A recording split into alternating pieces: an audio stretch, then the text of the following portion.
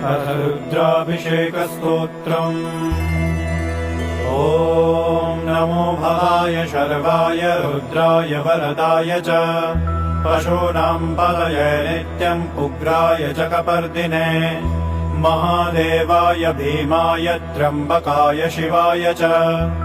ईशानाय मखघ्नाय नमस्ते मखघातिने कुमारगुरुवे नित्यम् नीलग्रीवाय वेधसे पिनाकिने हविष्याय सत्याय विभवे सदा विलोहिताय धूम्राय व्याधिने न पराजिते नित्यम् नीलशिखण्डाय शूलिने दिव्यचक्षुषे अन्त्रे गोप्त्रे त्रिनेत्राय व्याधाय च सुरेतसे अचिन्त्यायाम्बिका भर्त्रे सर्वदेवस्तुताय च वृषभध्वजाय मुण्डाय जटिने